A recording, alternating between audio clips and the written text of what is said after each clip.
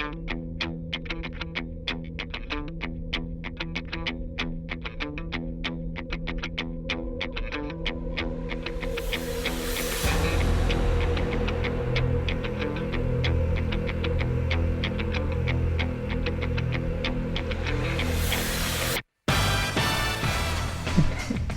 up everyone, welcome to the North Leeds Jitz podcast. Today we're joined by Professor Mike.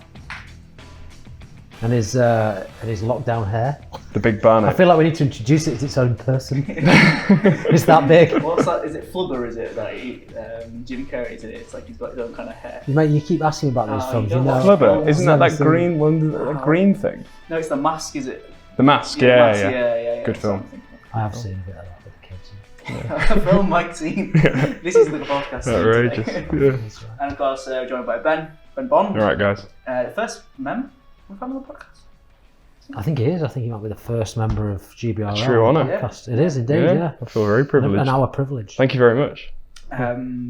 You might know Ben from What's Your Poison fame, or he did a podcast with Professor Mike a little while ago. It was really good. And also remember previously Gracie Bar Harrogate. Yeah, that's right. So today we're recording on the 12th of April, and it's the first day where we've opened. Big day. First day we're having actual in-person class for adults and kids, and it's a big day for us all, really. Long time coming, man. If we think back to like starting this whole process back in August last year, we're like way over 6 months now of like planning, preparing, dreaming. So today to like know for certain that we're having classes inside the academy it's a pretty big day. Although I found I'm not, people keep saying like, are you excited? I'm like, I'm excited, but I don't know if I feel excitement anymore. Is that age? No, It I could can't be low know what you mean. testosterone or something. I don't know what it is. I think it's definitely something that's happened over the course of the last 3 months in particular. Like for example, driving here today, I knew when I got here that I would just be like, oh my God. Giddy. Yeah, I was going to be giddy, right? But then driving here today, there wasn't that build-up that I would have had in the past. You know, I didn't feel, I'm driving towards this thing today. Because everything's been so uncertain. Right. It's like, if you're pragmatic about these things, you don't allow yourself to get too excited because That could it might be not it. happen. It could also be my age. Who knows? That low Let's test. see. That low test. With the low testosterone, who knows? It seemed like it was just never going to happen at some point. Like, I think the worst bit for me was the February announcement. Like when they were like, I remember when we went just before we opened, right? They went to the January kind of lockdown. Well, we were sat here. So January the 9th we were due to open, right? January the 4th they locked us down just before we made the announcement. About an hour before I said to you, let's record some pieces to camera now because he's going to lock us down. Let's get ahead of everything. Let's record some pieces to camera. Let's tell the membership what they can expect from us in terms of holding their membership and all that kind of good stuff. So that was the day we did that. Like literally sat there, right? Do you remember? I think I was sat in that chair. Yeah. And then it was like waiting out till they were like, oh yeah, wait out. Things will be better with the vaccine program by like mid-February. We'll have a look at things. And then I was like in my head, all right, mid-February, that's when we're going. That'll be it. That's the end of this extended nightmare. And then when that, like, I think it was the roadmap stuff came out, and it's like, right, nothing's gonna happen. He was like, did I just hear that? April? Did I just hear that right, Boris? Fucking April. Jesus. I just never thought April 12th would come around, but here it is. Yeah, I mean, look, I think we always see the opportunity in things, don't we? That's just the way I'm wired. It's the way we want this business to be wired. Like, we're agile, we're looking for opportunities. I think if we reflect back on the last few months as a business, we've grown 25% in lockdown. Like, tell me another business that's grown 25% apart from Amazon. Coach Gabe said Amazon. Because I said that to him this morning. I was like, we've grown 25%. Like, he went, I said, tell me another business that's done that, Gabe. Amazon. I was like, right, fair enough. He's got a point. He's got shares in Amazon. Yeah, definitely does. He's definitely been investing, hasn't he? Yeah, exactly. But like to reflect back on that and think, wow, that's amazing. Not just for us as a business, because it means that we can grow a bit faster than we wanted to and bring staff in and stuff like that and scale out, and obviously provide a better experience to our members, which is what we're about. But also, like, there's another 25, 30 people who are going to be doing jiu-jitsu that never did it before. Mm-hmm. That's just phenomenal because they're gonna really need it right now. Like, really need it as we come out of lockdown, right? Yeah. That's the exciting thing for me. I think the craziest thing is like, without naming names, like the messages we've got recently, like last night and stuff like that, like how much what we've done has like affected people's lives. Whether that's through just like them being able to move. Like I know you were like really impressed with one of the last Zoom classes we did. How much? I think I got a bit of moach, didn't I? A bit of moach on the mats. A little bit of moach. I've only cried once on the mat, and that's when I got my black belt. But I was close that day because it was. So you weren't on, but I basically said we did the last movement class, solo class, and I'd kind of written 20 movements down, and then we rolled like them all together. And then I kind of gave everyone like a free 2-minute movement. I said, right, you've got 2 minutes, just move. Yeah. Now, when we got back to January in our first ever movement class, no one could do a hip escape, no one could bridge, no one even knew what that meant. So to see people like actually like flow moving, like animalistic gymnastica natural type stuff, like it's unreal. And like already, like I'm looking at, and they don't really know how far they've come, but I'm looking and thinking, you guys have like changed fundamentally, maybe forever for a lot of people, in the way they move, the way they connect with people, the way how confident they are, and all that kind of stuff. It's just unreal. I'm so proud of them. And then of course, there's that side of things, and then how much mentally some people have been affected just by either having the community they can get involved in, or some of the stuff we've been putting out, people are watching and seem to have really enjoyed. So that's really cool. How have you found lockdown, Ben? You're a student, right, up in Newcastle? Newcastle. It's been varied. I think that's probably the best way to describe it. There have been days where I felt really good. There have been days where I felt not so good. But like you promote on your Instagram, one thing that I ensure that I do every single day is some form of physical activity that I expend energy, release some tension, whatever it is. Whatever it is, there's that anchor point every day that I can come back to and say, probably have 3. I have the physical training. I have some kind of like breathing, apnea, breath hold kind of thing, and then reading, and which kind of coincides with uni work. But those 3 things are stuff that are anchor points every day for me, that I know regardless of how I feel, I will just do them. And just the action of going through the motions someday is enough to just put you in that headspace to set you up to be good the next day, even if you've not had a great day. Well, you're maintaining discipline, aren't you? By doing certain things every day. I know you're an advocate of this, T, as well, right? Like you write actually things down. Yeah. It's a form of discipline. It's a form of self-discipline, like of making you, because as humans, like I think we've evolved to kind of almost, many of us, to choose the easy option in life. We'll sit down rather than stand up. Do you know what I mean? That kind of stuff. I try to lie down if I can. Yeah, that's even better, mate. Yeah. But doing something every day, those anchor points are brilliant because you're practicing a form of self-discipline, which pays off throughout all aspects of your life, right? Yeah, definitely. I think having studied this, so I study psychology at uni, having studied these things, like those ideas that you're representing there a little bit more, there is a lot of the human brain, as far as I can gather so far, obviously I'm very inexperienced, that is hardwired to be lazy, because back when we were hunter-gatherers, we would be either hunting or resting, and resting as hard as we could, and then hunting as hard as we could. We've actually removed the element of the hunting, a lot of the hunting element, in this day and age, because we don't have to do that. So often that resting side can take over very easily.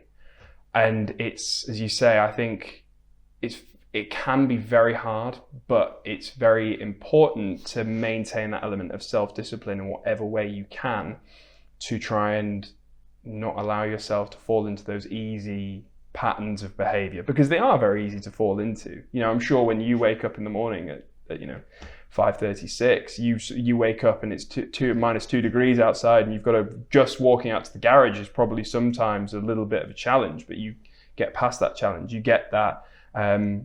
Just finished reading Chris Hoy's autobiography.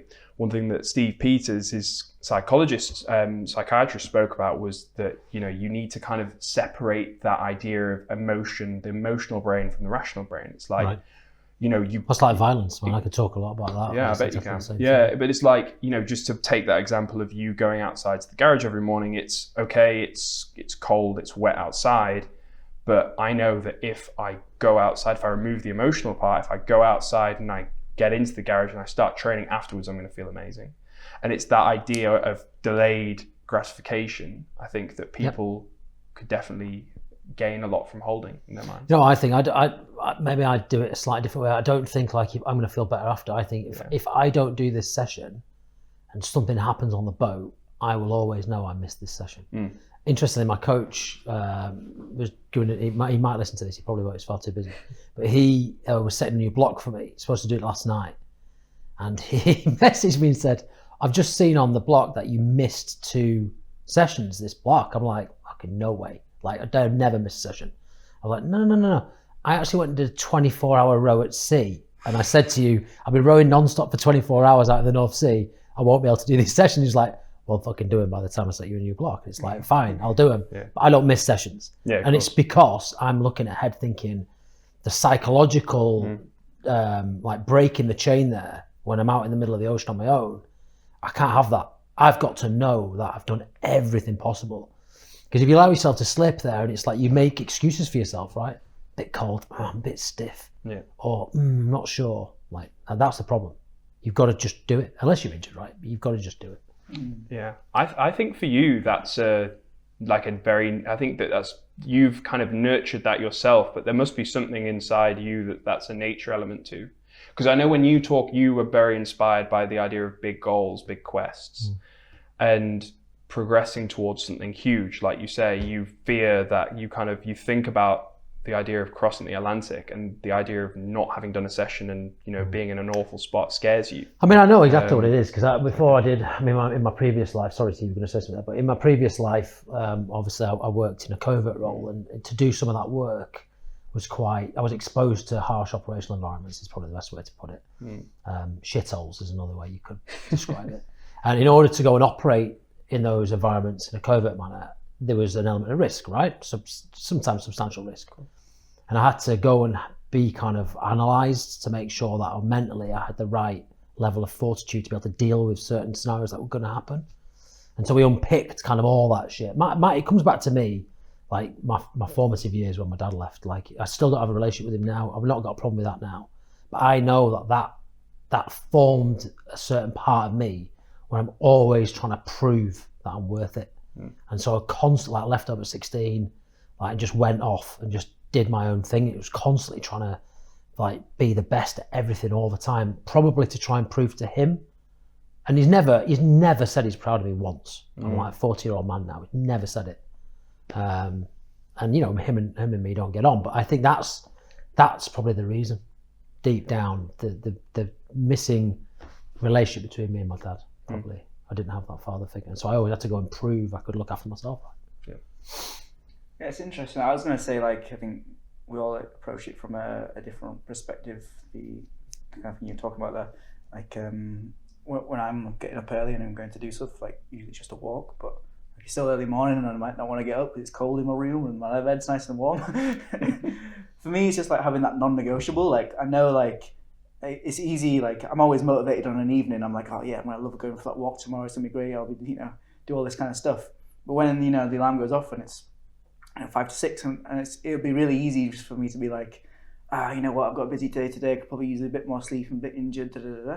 It's like just setting it in my mind as like it's not a negotiable kind of thing. Like, and the motivation aspect of it is like,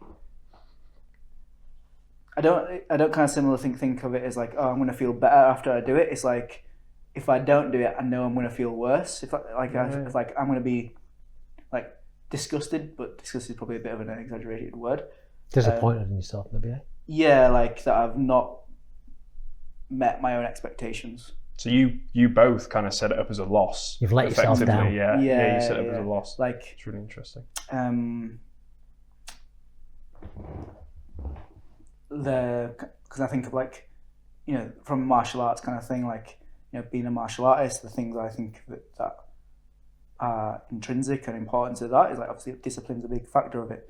So, like, if I start to live like undisciplined style, and obviously there's many different tiers and levels and to discipline, but like if I'm not meeting my own expectations, that's the thing that hits me the hardest, I guess. I'm like, I really kind of like let myself down rather than, and that's actually, and I probably don't think about it at the time, like in the bed, because that's the bit I'm just like, it's not negotiable. Like when I start making excuses in my head, I'm like making my excuses as I'm getting out of bed, like putting my shoes on, like, wiping the tears away. Yeah. I've got to go for this walk. Yeah. I'm going to simplify it, but I mean, I see this a lot in jiu-jitsu to bring it back to kind of what we do.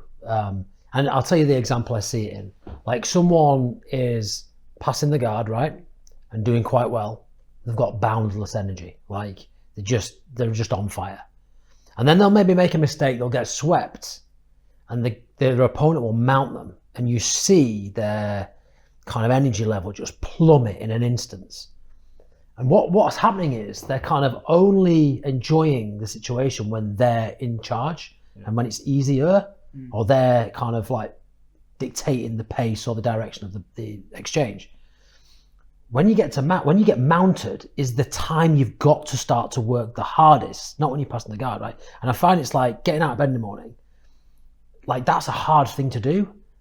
Fighting out with a mount is a hard thing to do. The easy thing to do is tap or just give your arm a little bit and just wait for, I've seen it a million times with like lower level people in jiu-jitsu. Their arm's out ready to tap before they even like the submission's even there. They want to tap. They've had enough. They're giving in now. You can still fight there. You could get out, but they take the easy option. And the easy option is staying in bed. The easy option is, I've been mounted, so I may as well just stop. No. You've been mounted. You've got to fight for your life. You've got to reverse engineer this a little bit. Passing guards should be way less energy expended than trying to escape the mount. Yeah, do you know what I mean? But people get it the wrong way around. Yeah.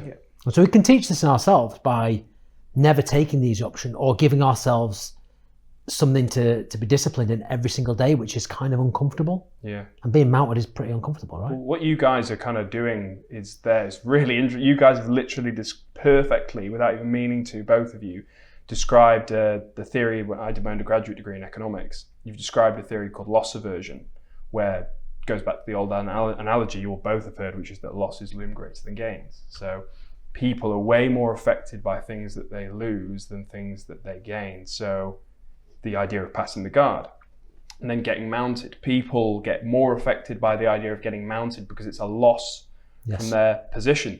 But to bring it back to like, so supposedly that is that's like an innate thing within human beings. But I don't know. I think that getting used to, the more you put yourself in those situations, to keep it in the jiu-jitsu kind of an analogy, the more you put yourself in that position, that scenario where you're being mounted, especially if it's been totally unfamiliar to you in the past, the more comfortable you get with it.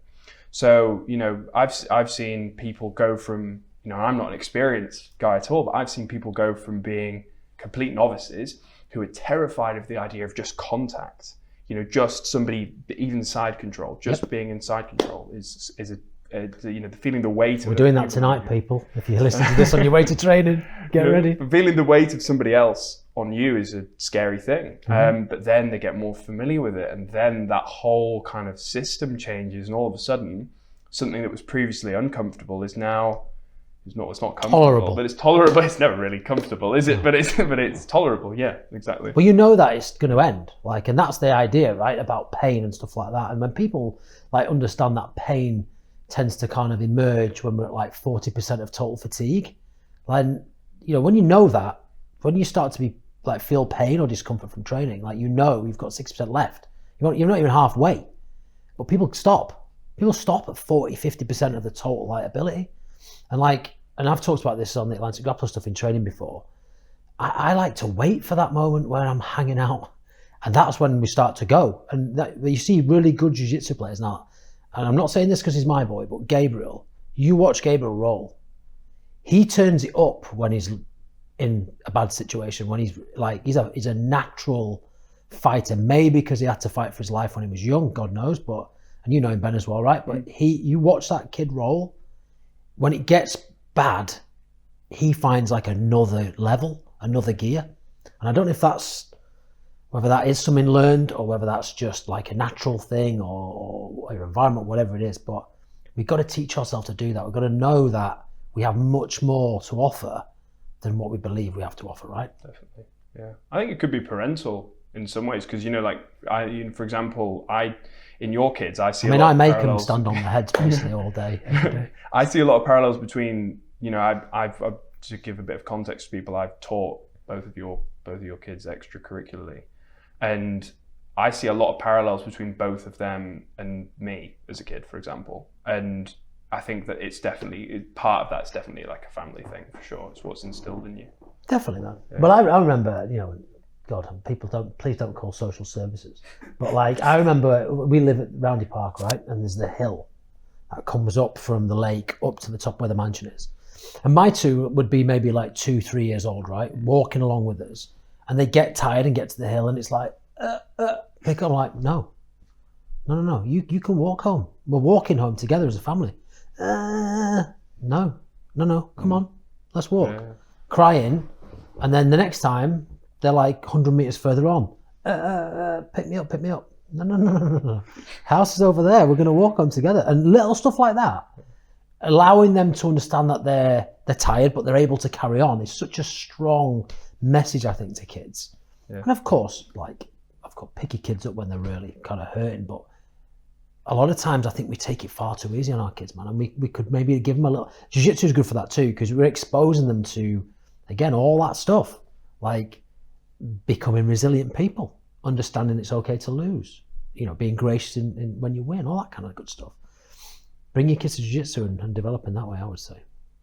The other time he just stuck like Gabe in his fatigues and then like put him in the lake and made him like leopard crawl up hill 60 or something.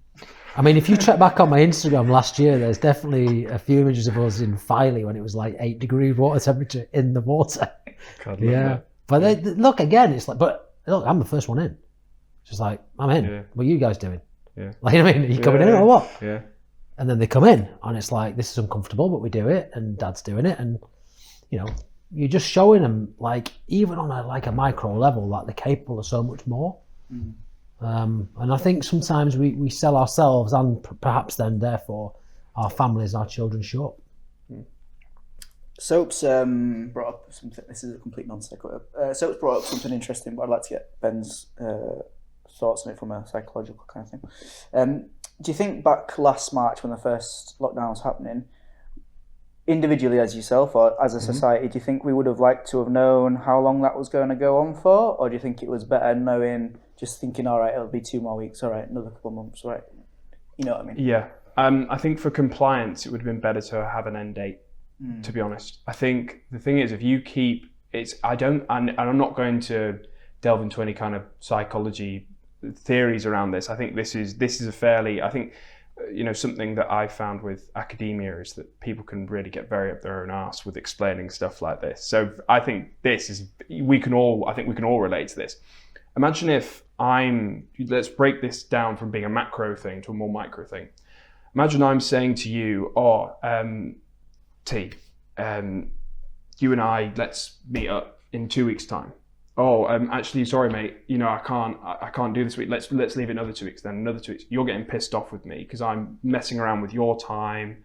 Potentially, I'm to sort of relate to other things with COVID. Potentially, you've not made plans to set up your business to enable you to take the time out to come and see me as your friend, whatever it is. And I think that this constant, obviously it's necessary because it's a dynamic situation, it's changing, but the idea of having an end date, I think allows people to plan. It's like Mike with his, with your row across the Atlantic. It's like, in, was it March? December. No, December, sorry. 2022. Yeah, December 2022, isn't it? Yeah. December 2022, you're going to the Canary Islands and you're going to row to Antigua. That is like, that. Yep. But so you can plan for it, you can plan backwards, you can set up everything to enable you to get there. Businesses and people, obviously, maybe they're in various situations, haven't been able to do that because of the ever-changing situation. So I think it's more of a practical rather than psychological issue. And I think that breeds, that as a consequence of that changing, if you're not accepting of the fact that it's a dynamic situation, that can breed resent and distrust. And so, it's the classic dislocated expectations thing that the special forces use in selection around the hills. Yeah. You think you've done the march for today and you're at the final checkpoint and they go, oh lads, guess what? There's another leg. And people just rap like, nah. And they do it because you can go to selection twice, right? You can also kind of learn the routes. And so they do it. So people who learn the routes and notice 20k yomp today, do 20k, they're like, well, I've got 19k, I've got 1k to go. I'm there, right, I'm finished. Yeah, well done.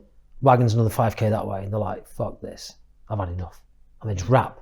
It's dislocated expectations. Like, we don't like that. Exactly, yeah. We like a bit of certainty, don't we? We like to know kind of when things are going to end or when things are going to start. I think it's hard for people to keep having the goalposts moved. Yeah, it's when I remember like one time I was in a troop in training, and I'd run each week when I was injured in Hunter, I'd run the 6 mile speed march with like the guys that were getting out of Hunter, and the training team like, right, we're going to do 4 mile speed march today, and I knew the 6 mile speed march reach, so we turned off for it. I was like, we're not doing the 4 mile speed march today. Well, the other guys didn't know. No, they didn't know. Did everyone finish it?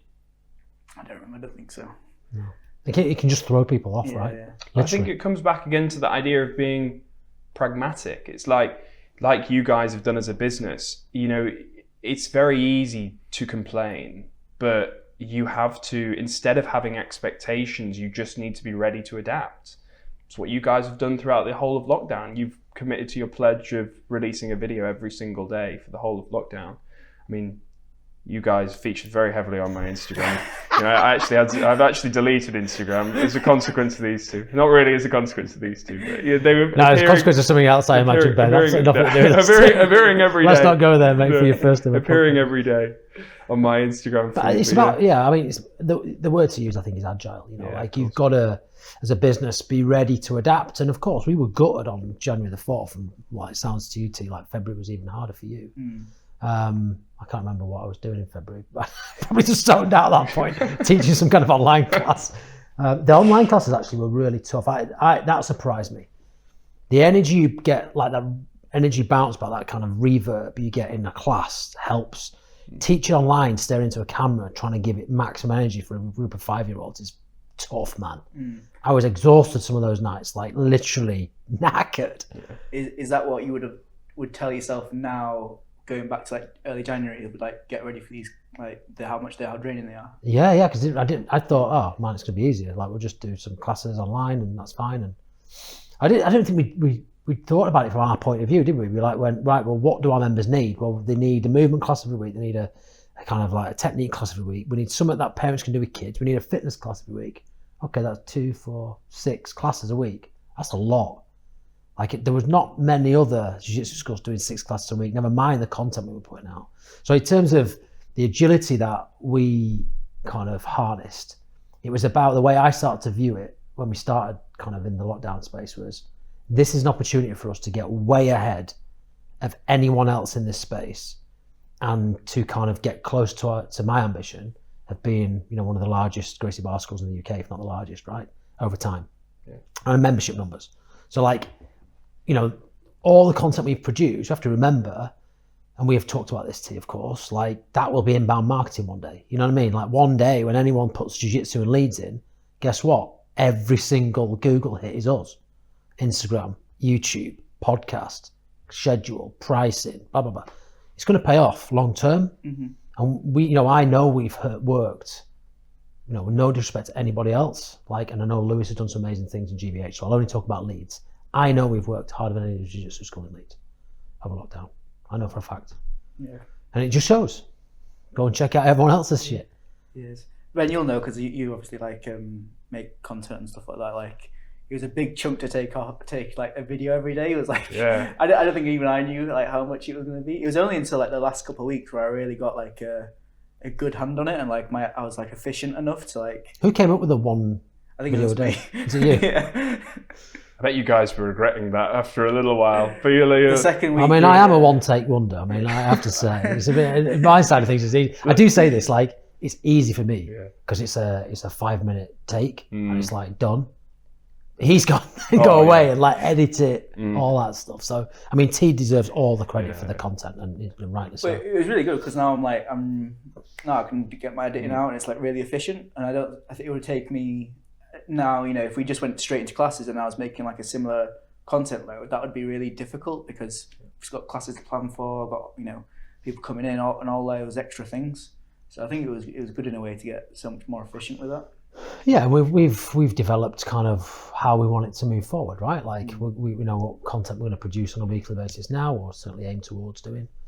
But now the focus has to turn towards not necessarily looking out, but looking inwards and making sure that the members who've committed to the club are getting the best experience they could possibly get, and exceeding expectations at all level. I mean, we talked then, didn't we, about the cafe that we've kind of produced in here, and what are we gonna call that the recovery room, T? Should we call Yes, it? yeah. It's, So the Rio room, then the recovery room, then the riot room next door. But yeah, so I mean, like that again, like that is, flagship. Like go to another jiu-jitsu academy and see if they've got kombucha in the fridge and like Rebel Milk Kitchen, like gluten-free, organic, yo-yo bears for the kids. No sweets, no chocolate, but like healthy shit. Yeah. Yo-yo bears. Don't say they're for the kids, man. Whoa, hold on. Hold on a minute. Come and see me, Ben. I've got my own stash in the back. Yeah. So, but all that stuff is like, again, it's about trying to give their best experience. So you bring your 5-year-old to jiu-jitsu and you've got their little brother or sister, 3-year-old in tow. Don't worry. There's colouring books. There's books to read. There's something on TV. There's nice food. There's snacks. There's drinks. It's like, yeah. Leslie just asked on the Instagram post we put out, are we feeling, well, how are we and are we feeling nervous? how are you feeling? Feeling good. I'd say nervous. With your fly haircut. Yeah. Nervous wise, I just want everything to go smoothly. I'm not particularly like nervous for any individual thing. I just want it all to be nice and efficient. It will. Yeah. I mean, I think it'll feel a bit like the open day, which was mental and like a bit of a blur. Yeah. I think it'll feel like that. Yeah. I'm hoping things go a bit smoother than that from I was on the front desk and things were just like getting bumped, everything's coming everywhere. Mate, it's going to be like that. Yeah. It's going to be like that because we've got, so a new member of staff, Layla, starts tonight. She's our customer experience champion, working kind of on an evening, helping serve drinks and welcome people into the gym, make sure again that experience is amazing. Layla needs some support. We've got 6 little champions ones coming in as members, 5 on a free trial. All right, so there's 6 who kind of, some of them need kitting out for the uniforms and selling. 5 who haven't got a clue what to do, they need sorting out. Then we've got another class straight after with 6 little champions 2s in.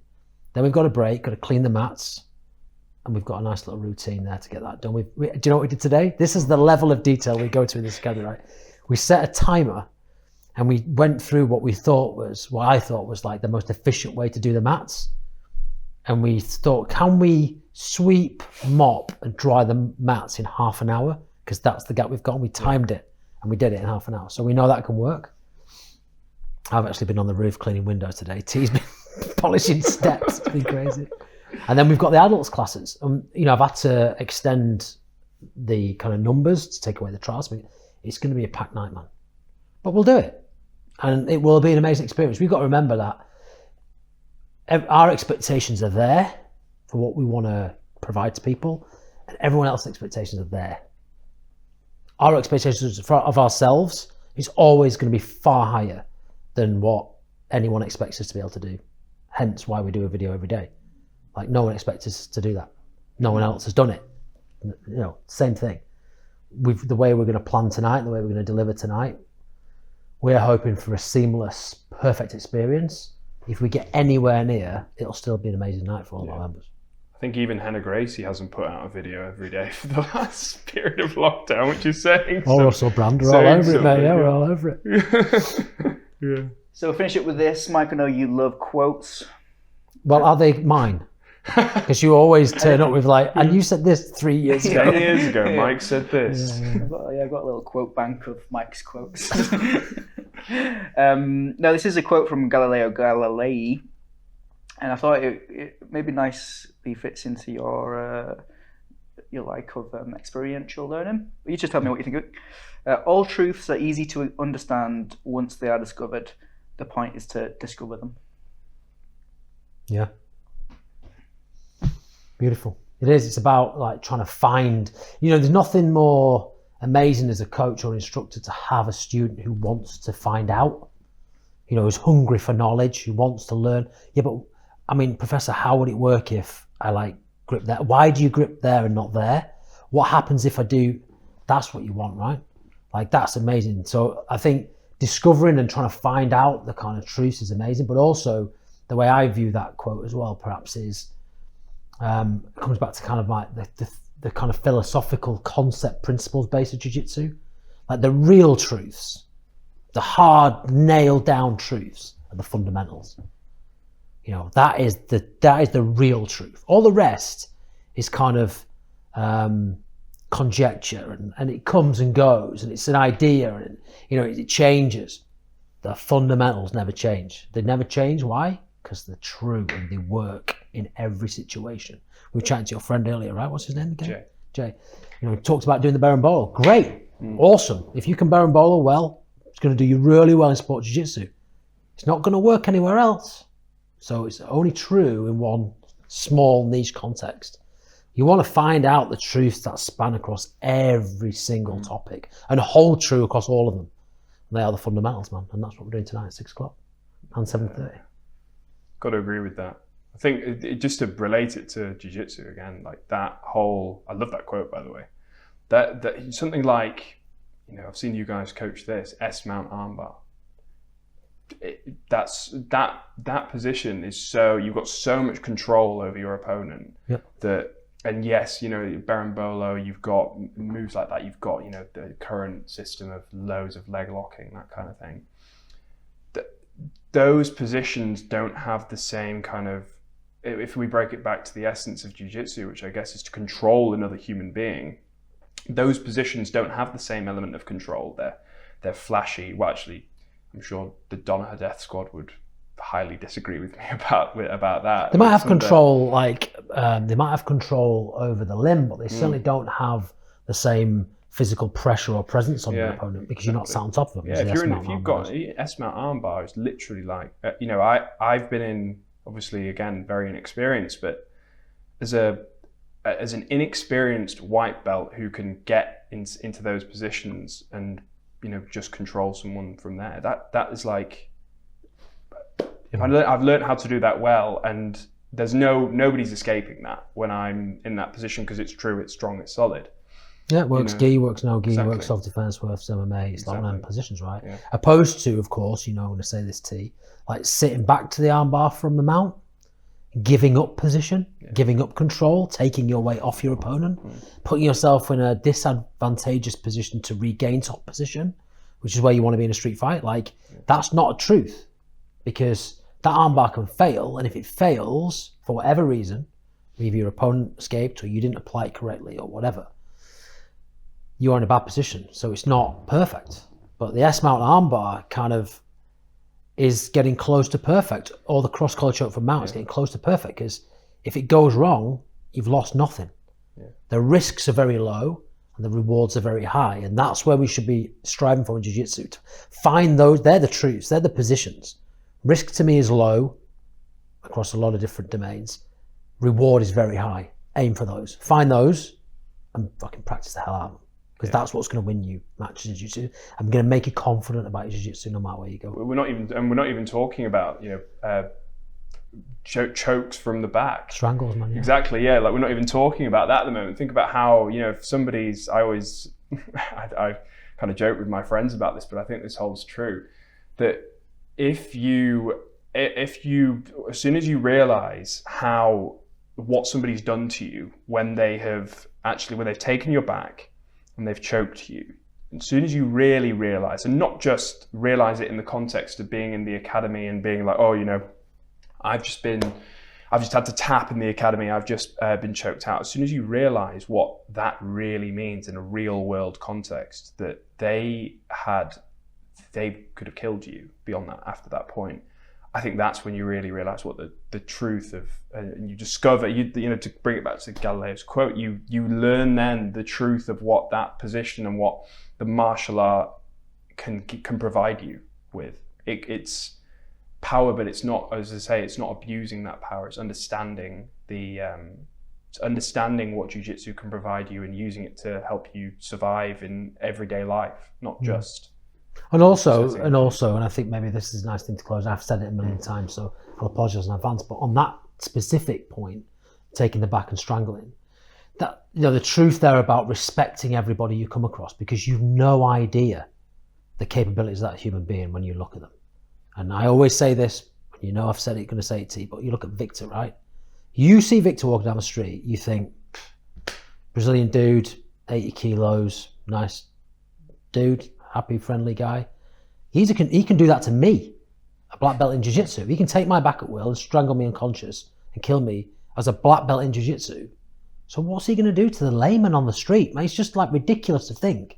But that is the real truth. Like, just always be nice to everyone from now on, and always have a good look at their ears. Yeah. There's two tips for you there, right? But I think that, you know, again, getting back to the real truth, what does it teach us? It teaches us that, you know, we must be respectful of everybody else, right? And treat them all with respect first. Yeah. Well, Galileo obviously was onto something. He's a pretty smart guy, by all accounts. From Queen fame, right? You know, Bohemian Rhapsody.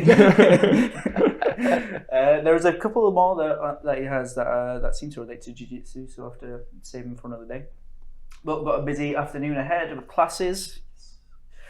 Ben, thanks so much for joining us, man. I'm sure you're going to join us again. Yeah, I hope so. Thanks very much for having me. Cheers, mate. Cheers, bro. See you soon. Take care.